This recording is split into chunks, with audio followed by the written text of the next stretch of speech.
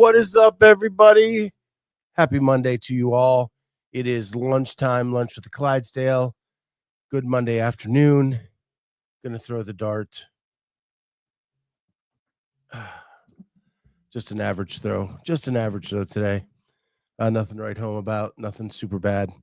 All right. So, yeah. Good to be with you all today. What's going on, Jody? On time today. Must not be having anybody in the sales room today. But hopefully you're selling cabinets like mad. Anyway, so good to have you all here. I'm super excited to be here. Got a couple things I wanted to talk about. First of all, if you saw the thumbnail, congratulations to the Oklahoma City Thunder for winning the NBA championship last night. A little bit of a letdown for the Pacers, who lost Tyrese Halliburton in the first part of the game. They showed the replay this morning because I was live on the air when it happened, and you could see his Achilles pop. It made my stomach flip. Do you guys look away when there are injuries like that in sports, or are you one of those people that want to see it, see how it happened, slow-mo it, all of that kind of stuff? I don't know why just seeing it, the Achilles pop inside the skin, just made my stomach flip. Usually I'm not that freaked out. But it got me this morning. Maybe it's just because it was first thing when I saw it. And yeah. So the Pacers were behind the 8 ball for the rest of the game, and ended up that the Oklahoma City Thunder won the championship. Congratulations to them. And yeah, they're the youngest team in the NBA. So look for them to be successful for the next several years.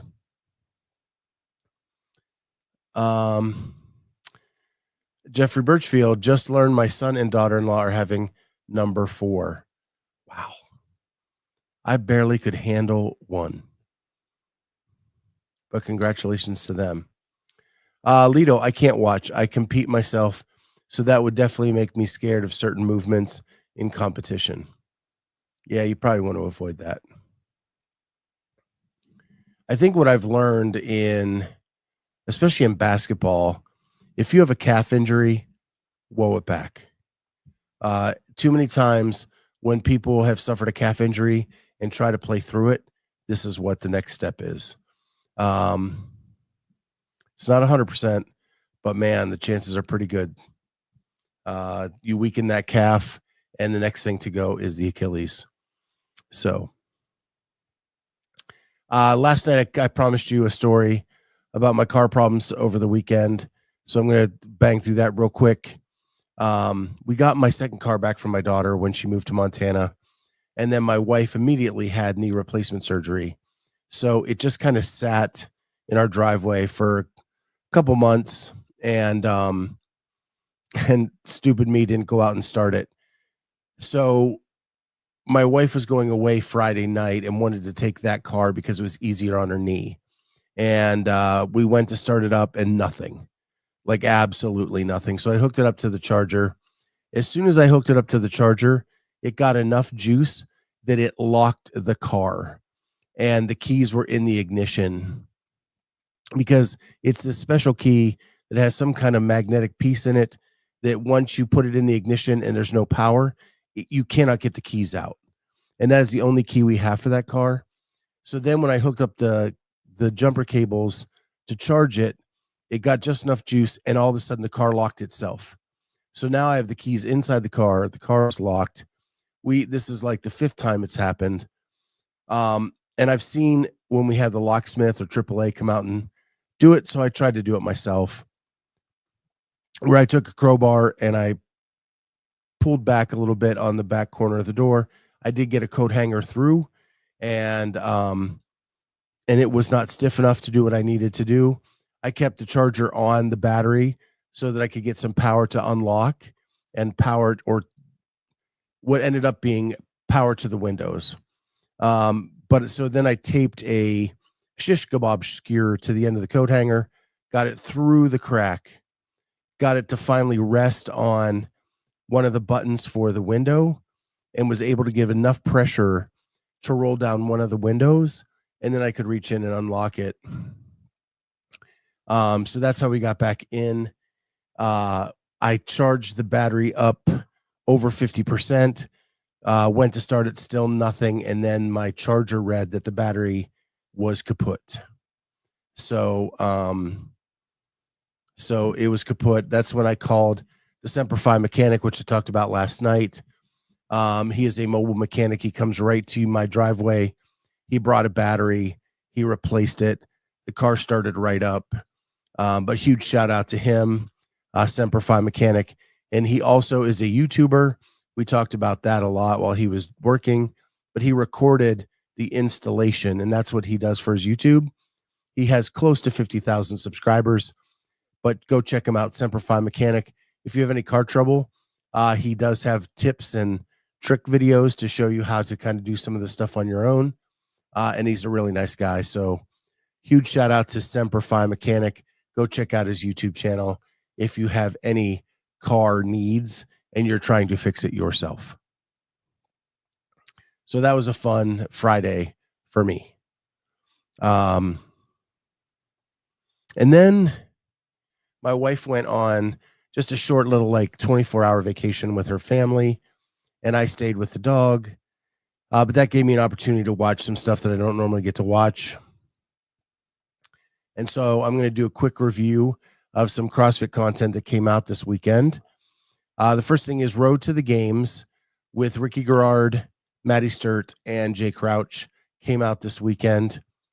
I will say, in my opinion, that may be the best Road to the Games they've done this year. I hope it's because they're digging a little deeper and they just didn't get it by accident because of the personalities of the athletes that they were talking to. But when we get to see the inside of Ricky's old van and that he has a mattress in there because he kept getting kicked out of his house, and he tells that story, I would have liked them to dig a little deeper there as to why that might be happening. But that was funny. And he had a bike in there. He had lawn equipment, anything you would need in this 2018 minivan. I thought that was really quirky and funny. And then the relationship between Mattie Sturt and Jay Crouch was really cool to see. The way they work together, the way they live together, how they divvy up things. I thought that was I learned a lot about them. So I would give that one an A-. Not the best videos I've seen this year. Maybe a couple small steps down, but really, really enjoyable and highly recommend. I learned a lot about those athletes in this video. Again, I hope it's a trend that they continue on moving forward and not just something that accidentally happened. But I was really excited to see a little more in-depth storyline and not just them training and getting Ricky out on a bike course. That's always fun. He's so good at that. And to talk about how he's never lost a bike race at the CrossFit Games, that was really good. Lido, I enjoyed that one too, but I do think a big part of it was their personalities. Yeah, I'm afraid that's the problem, but I hope that they're learning from this and seeing where they can get a little more depth into the storyline. The next one that came out this weekend that I wanted to talk about was Hiller's video with Tyson Bagent and Erica Folo. And this is documenting Tyson's buddy's birthday workout, which was, I believe, a 74-minute AMRAP of just absurd stuff.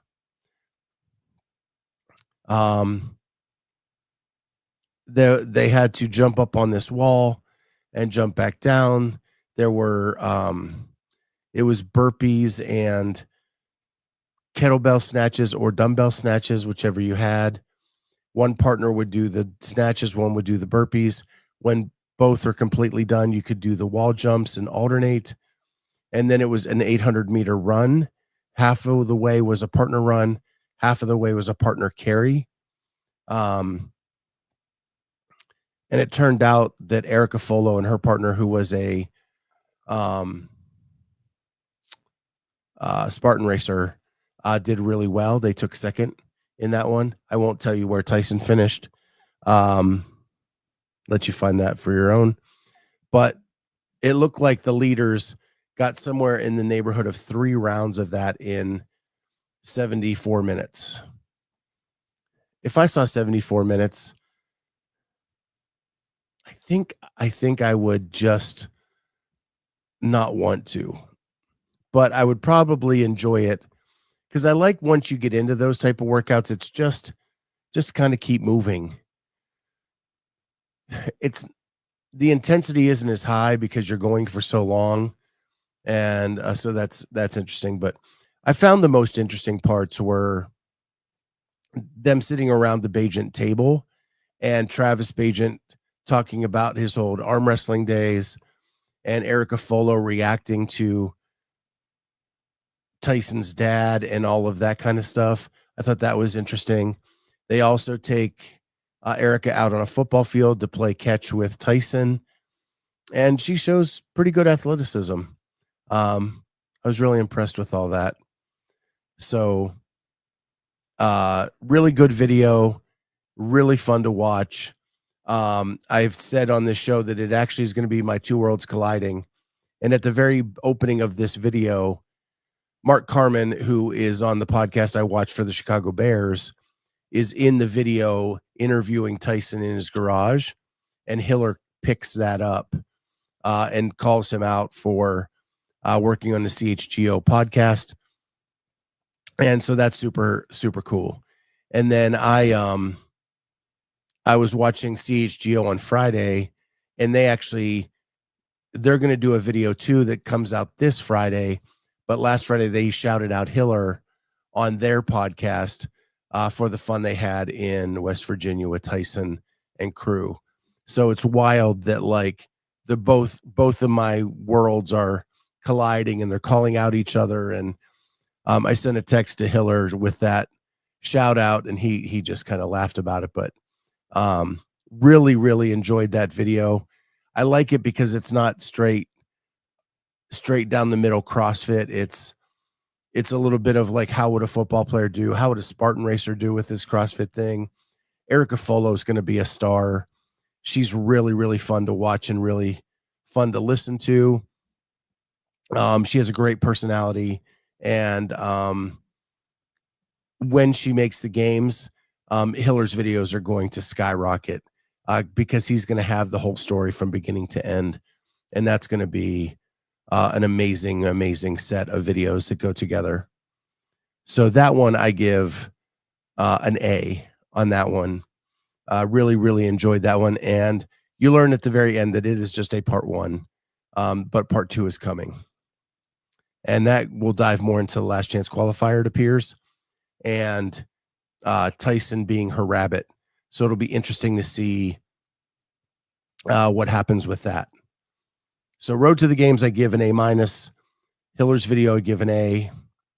And Lido brings up a great point. Castro's little cameo was funny too. It really was. They were FaceTiming with Castro, and Erica saying she didn't like the programming, and Castro saying that he'll talk to her once she becomes a games qualifier. So I thought that was funny. Very, very funny. The last video I'm going to talk about, I talked about last night, and that is the Lydia Fish documentary about the Last Chance Qualifier. Gosh, it was so well done. So well done. What it shows is that like the directions changed from one point to another with the workouts on the sheets, and Perrin had to reread them every time. And that was a very key piece to that. And the other part is like this girl has the dog in her. the fact that she kept coming back doing that legless rope climb event, and the last time was at nearly midnight to get that done and in, and probably that is what got her into the CrossFit Games. CTP did an amazing job producing it. The music is fire in that video. It's just banger after banger. Lydia is charming. She's funny. When they talk about Halo and how they relax with Halo, how she works as a server at a supper club, all of that is super fun. It's called Official Fish. Check that one out. That's really good too. Probably give that one an A+. That goes up into the upper echelon of videos that we've had this year. They did a great job with that one. So super stoked when I got to see that one. It was a pleasant surprise. And I've known CTP for a long time, ever since I've been on the road with regionals. He's just a great dude. And I shouldn't be surprised that he would put together something like that.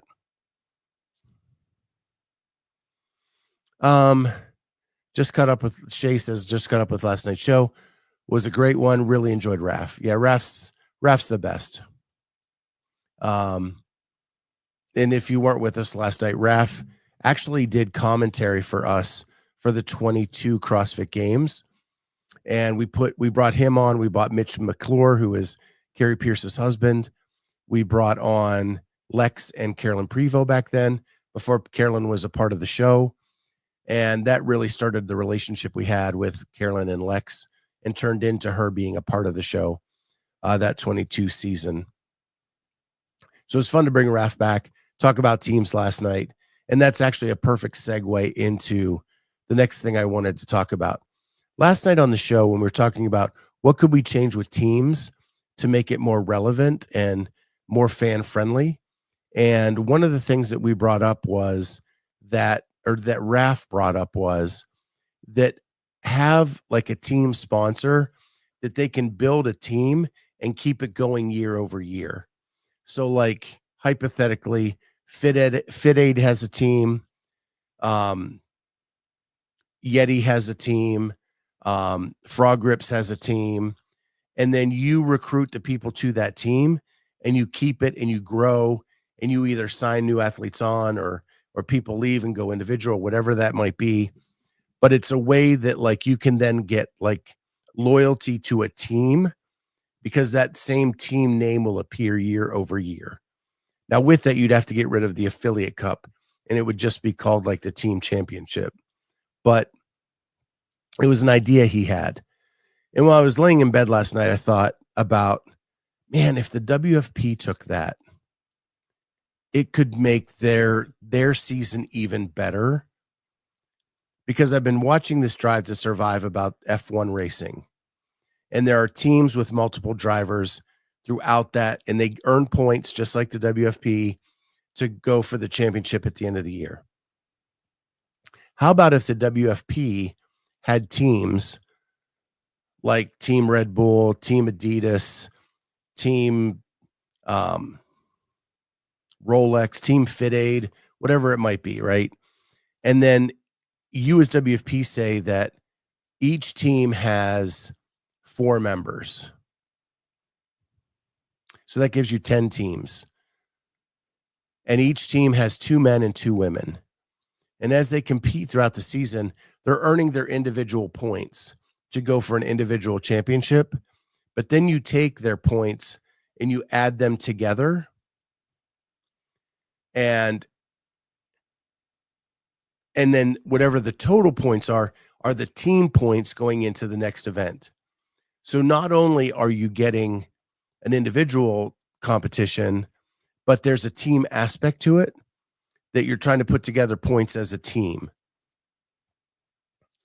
I think that would add more excitement to the overall piece without adding another competition to the floor, right? And maybe you can do it by camp, but the camps are so uneven. distributed with people. I don't know if that is possible, but maybe you say like, okay, TTT, you get to draft 4 people, and underdogs, you get to draft 4 people, and mayhem, you got to pick 4 people, and so on and so forth. Proven, you've got 4 people. And then maybe you get a major sponsor to take the team name. So you have like Proven Frog Grips, and they're a team with 4 people.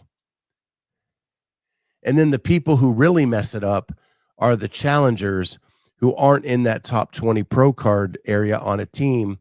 And they're just messing up the points all over, not only for the individual race, but for the team race as well. And they're kind of the outlaws. And I think that would be a very cool concept in a way to get brand loyalty or athlete loyalty or team loyalty to an aspect of your competition, which would make it more fun to watch for spectators.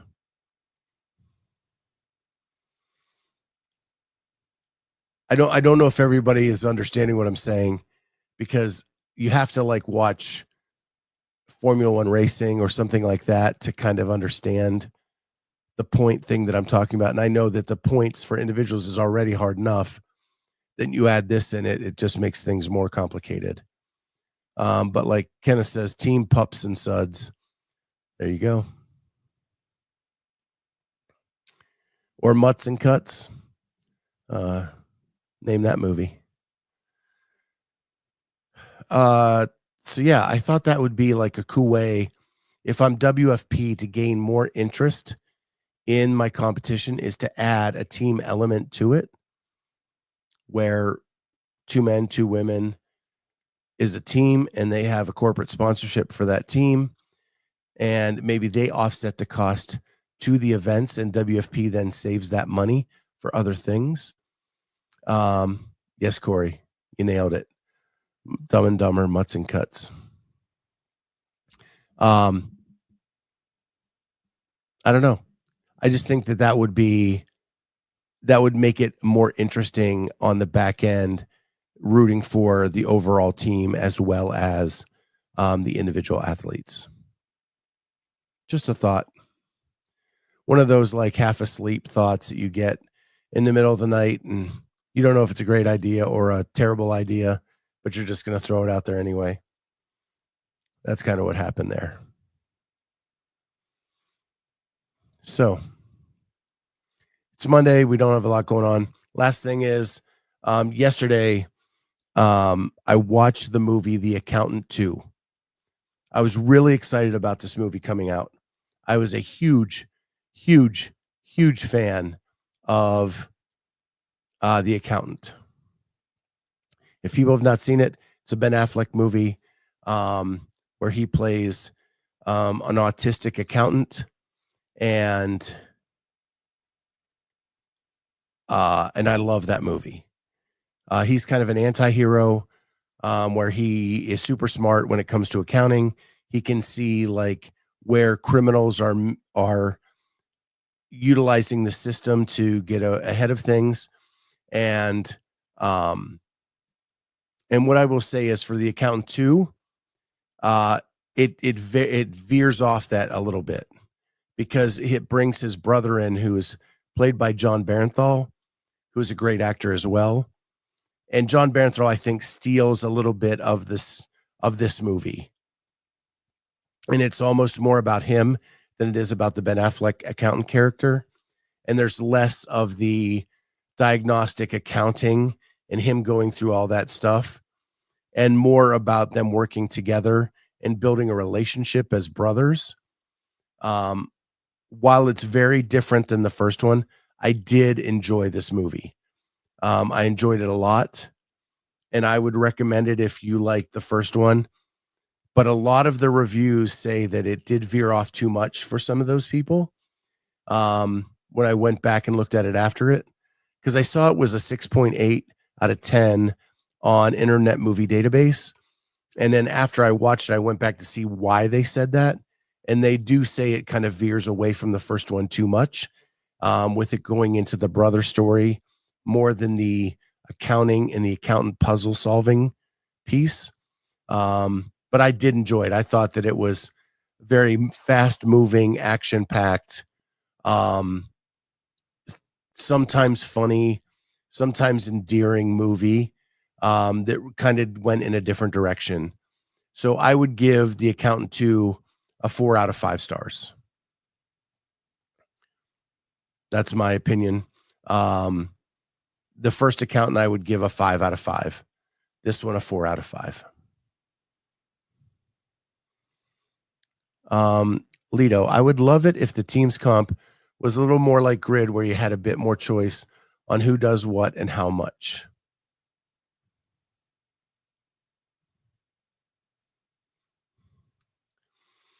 Christian Kettler, Scott is old when he calls IMDb by its full name. I was going to call it IMDb, but that was dumb. I was just going to say IMDb, and I thought, well, maybe someone doesn't know what that is, but that's just dumb, and that's why I'm old. So you have pointed that out properly. Back to Lido. So last night, we talked about it with Raph about the possibility of a 6-person team for team series or what for the teams. And then you substitute in, you could only play 4 per event. And you had to have where everybody has to do at least X number of events. So you can't hide anybody, and you do substitution, but not like Grid where you're changing midstream, if that makes sense. So still kind of keep it truer to the CrossFit piece where it's just the 4 on the floor are competing and not changing midstream, but then you can substitute someone out for the next event. Or if someone gets hurt, you have a backup and don't have to withdraw.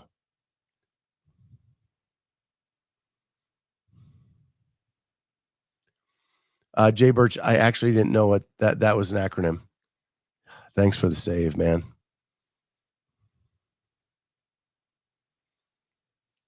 Corey, did you already mention the mighty LSU Tigers winning the Natty yesterday? I didn't, because I was going to save that for Wednesday, because I knew you'd want to talk about that briefly. But I did see that. Congratulations to the LSU Tigers winning the College World Series.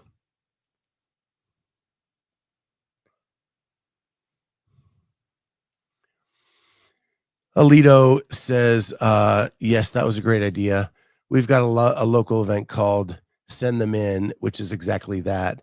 And there are events for 2, 3, or 4 people. Yeah. I think that Wodapalooza SoCal got it kind of right. Now that's more of like an all-star thing, but like one event had 3 people, one event had the whole team, one event had, maybe that's too confusing and you just have 4 per event. But I don't know.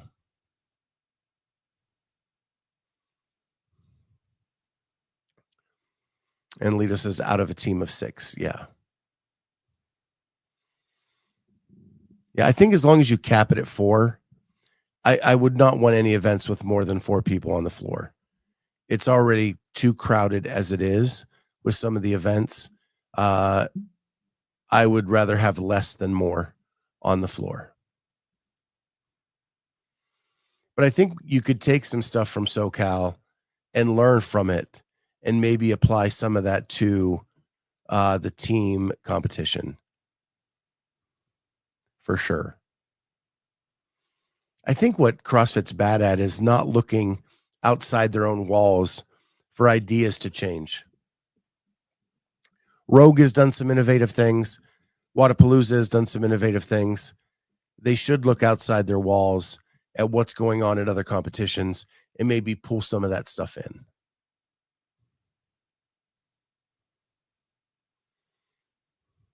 But yeah. So the last thing I had on my list, and this just kind of popped up in the chat last night, and it happened as we were on the air, so I wasn't able to really look into it. But if you did not know, Mattie Rogers, the Olympic weightlifter, she's here on her story. You can go to Mattie Rogers Ollie and see this post. She had a TIA, or a mini stroke, in training on Friday and spent the weekend in the hospital getting tests and whatnot. While I'm still awaiting answers, luckily I don't really have any deficits lingering, and I'm feeling mostly normal today. And then she goes into a piece on the American health system, which I've had my own issues with. But I hope that she is okay. She is an amazing Olympic lifter, and hopefully she's not down and out for too long. But man, mini stroke. My mom just had that stroke a couple months ago. They're scary. So glad that she's doing okay and up and around with no real deficiencies. So there is that. I also talked about my AFib issues on Friday's show, and I got a lot of direct messages on Instagram. And I want to thank everybody for sending me what research they know of and about the correlation between between COVID and AFib, or the COVID vaccine and AFib, whatever that may be. I just thank everybody for what they've seen and other contributors that can play a part in AFib. So that was very helpful, and I appreciate it so much. I didn't have time to send responses to everybody who sent me feedback, but I do want to thank everybody for reaching out on that.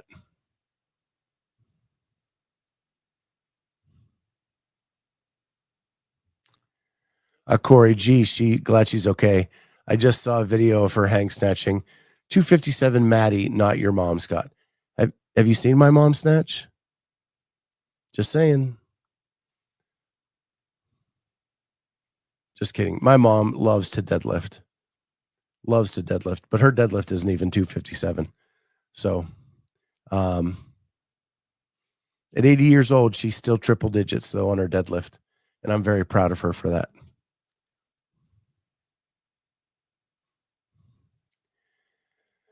I'm sure USA Olympics is no help either. Have you been following the Lolo Jones story?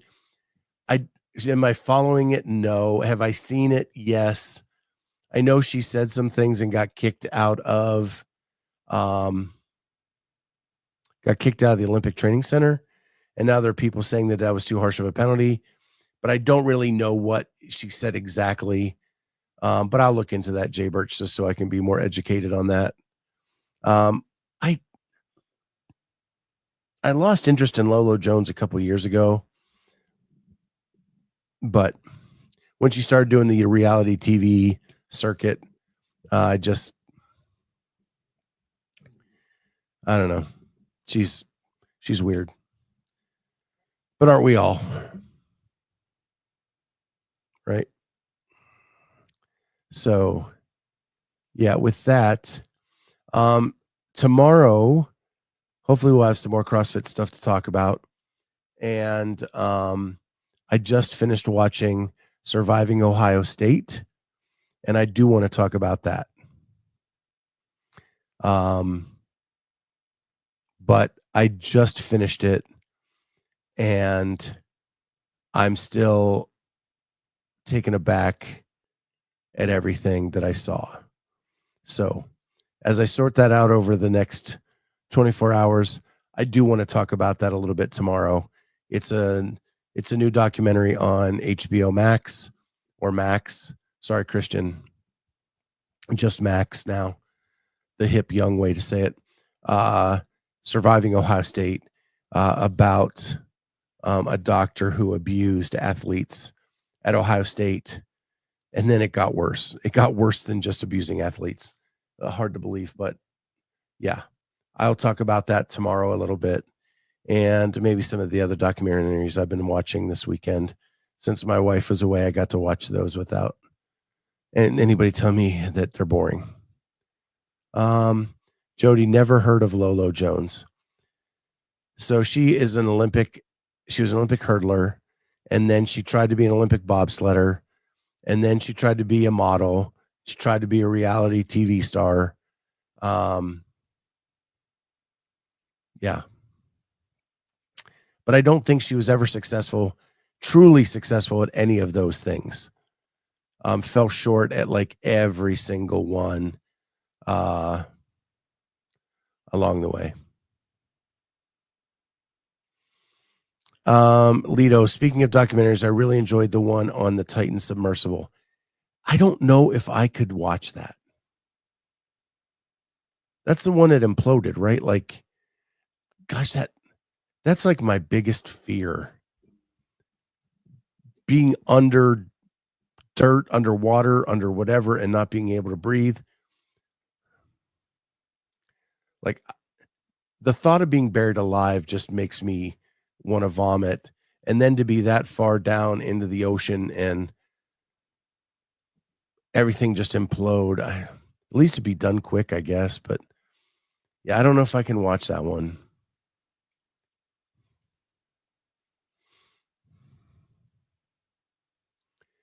Jody Lynn saw that and liked it as well.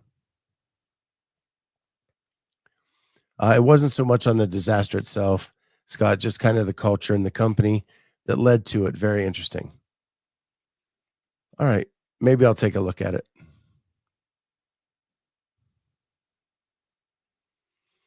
Watching all the things that went wrong with the submersible would be hard to watch, says Meredith.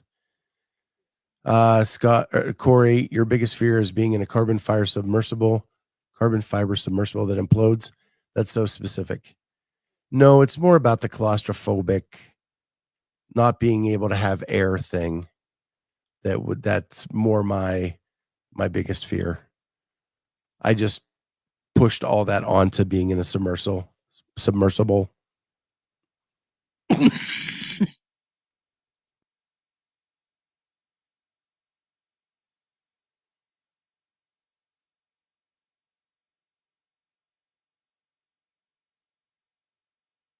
That's more it, not that specific thing, but more claustrophobic, no air, no breathing.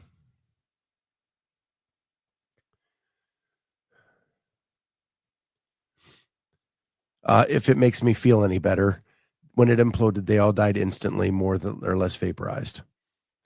Yeah, I think I would have the fear before the implosion. Just being in the submersible that far down, I would have a hard time.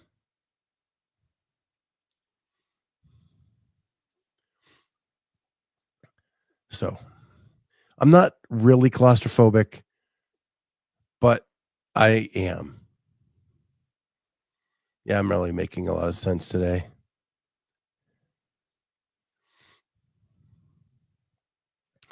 Meredith, there's no way you'd catch her going that deep in the ocean, and she's not even claustrophobic.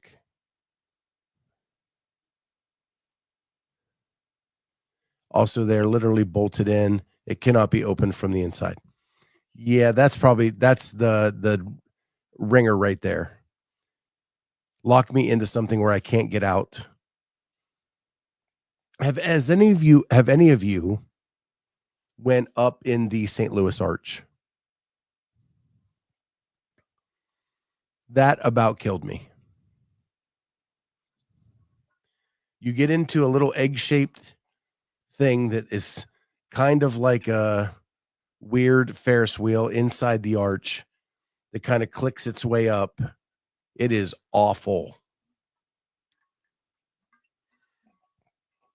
And you are locked in there till you get to the top. And then you got to hop back in to get on the way down. I can't believe I did it once. Never do that again. So I got to say I was in it one time, and that will be the only time this guy is ever in the St. Louis Arch. I used to be a daredevil as a kid, but man, I've lost all of that now that I'm older.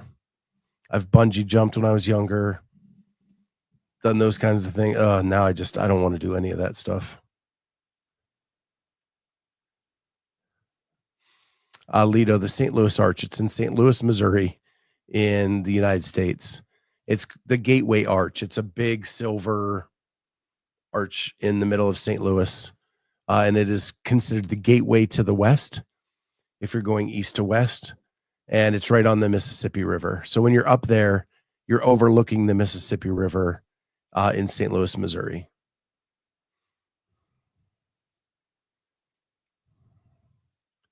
So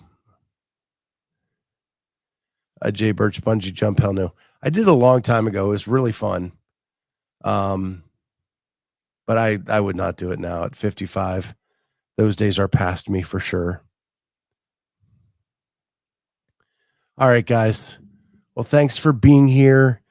Tomorrow we'll do Surviving Ohio State and hopefully some more CrossFit news breaks or something releases that we can talk about, or I'll try to come up with a topic we can talk about. Maybe we'll do a top 5 Tuesday. Who knows? It's all up in the air right now. I'll come up with something tomorrow. With that, guys, I got to get back to work. It's time for you knuckleheads to get back to work. We'll see everybody tomorrow on lunch with the Clydesdale. Bye, guys.